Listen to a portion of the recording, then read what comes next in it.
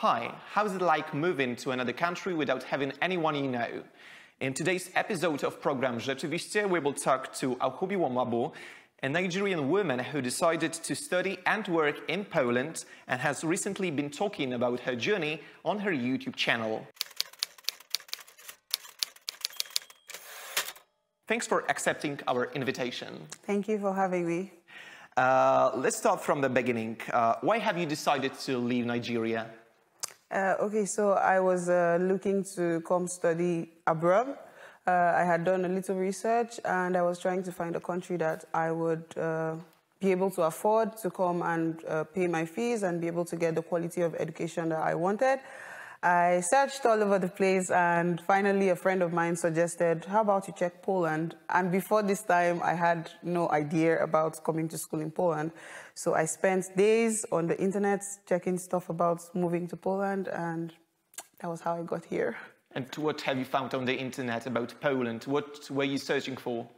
So I was looking for a list of schools, so like technical universities, and I was going through their curriculum, checking the ratings of these universities in Europe, and the fees, of course, like how much this was going to cost to study here. And also I had to find out about like the immigration laws, if like the visa, what is required for me to come here, what is the stay going to be like, and all of that stuff. So this was what I was finding out online. And what did you know earlier about Poland, and what people in Nigeria know about Poland? I think the only thing I knew about Poland was, okay, it was a European country, and I knew about the whole communist, post-communist era, what was going on here. That was all. I didn't have any idea about Poland. And what other countries were you taking into consideration? I was looking at Germany, I was also looking at Norway, and I was considering Australia and Canada. What surprised you in Poland? Is this something that still keeps surprising you all the time? Yes. So first of all, it was the fact that everything was different. So when I first got here, I think I underestimated the language. So because I had started taking some courses online about Polish, so I thought I understood something. But when I got here, I didn't understand anything. So I ended up crying at the railway station the first time I got to Poland because I was looking for information and I could hardly find anyone to explain to me in English. And every time I tried to ask someone, do you speak English? They just shook their head and they didn't offer any information. So this was one thing that surprised me. But over time, I found out that a lot of young people here actually do speak English, and I don't know why no one was helping the first time. Probably they were, of course, a foreigner. Not everyone wants to just talk to a stranger, so yeah. What kind of courses, online courses? Okay. So what do you think about them? I think these courses are not. They don't teach completely the language. You only learn a little. You get to be introduced to this language, but you don't get like the real understanding of the language. Mm-hmm. You've got friends that also have left Nigeria to study abroad. For example, to UK, you have said about in your videos. Yes. Have they encountered similar obstacles, similar problems? Not exactly, because according to them, it was easier because it was an English-speaking country, so they were able to ask for directions and they were able to navigate easily. You started studying for your master's degree in Wrocław on February 2019. What was your field of study? I studied Applied Advanced Electronics. This is the Faculty of Electronics, so in Politechnika Wrocławska, we call it W4. What do you think about Wrocław University of Science and Technology from the perspective of a foreign student?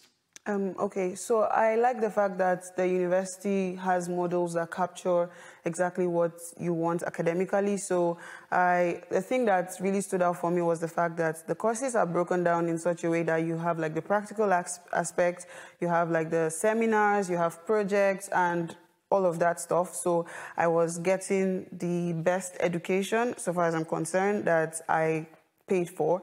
So this is really good compared to where I was coming from. I knew that there was a difference. Here they focus more on the practical aspect, so they're combining both the practical, the projects. But back home, it's more theoretical. So when I came here, I got like a more hands-on feel of things. A most important tip for people coming to Poland to study, what would it be? Have Google Translate available. Yeah. What was it like for you when it comes to working? You have studied full-time, and at the same time, you also work full-time. So how did you handle it? First of all, this was the first time I was doing both working and studying, because back home you either do one thing at a time. So it was a bit difficult for me to try to balance out attending my classes and also going to work. But I think I was lucky enough to be working somewhere that we had shifts, so I could work after my classes. But it was still a lot of stress. But at the end of the day, I was prioritizing, making sure that I was keeping to my schedule. So I know at a specific time I'm supposed to be studying, and at a specific time I'm supposed to be working. So that was what helped me. And what do you think are the best places, the best websites to find a job in Poland as a non-Polish speaking foreigner? Okay, my first one would definitely be LinkedIn. So you should set up your profile on LinkedIn if you're looking for professional jobs.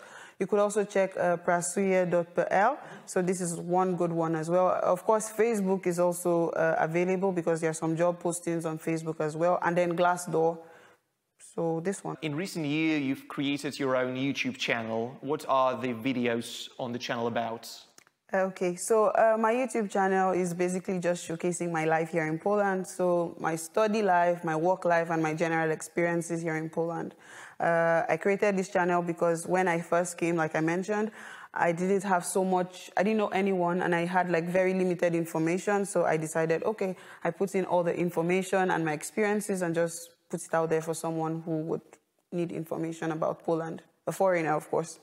What is the audience, you think? The people who come to Poland to work, to study? Yeah, my audience, my targeted audience is definitely foreigners who are coming to Poland to either work or study. Mm-hmm. And where do you get ideas for your next videos from? Okay, so... Just life? Or? Yeah, sometimes. Okay, so I have like this journal where I just write down like ideas of different things that I want to talk about, because like information. And then recently I like traveling, so I decided to start traveling to different cities here in Poland and just vlogging and just having those videos. So I don't know, the ideas just come, I don't know. You've recorded a video of Dice, Support, I think, Hell. Yes, What else, something else? Mm-hmm. There is Poznan, there's Bydgoszcz, there's Krakow. No, Krakow is not yet up. Yes, I think that's all for now. So what was the best?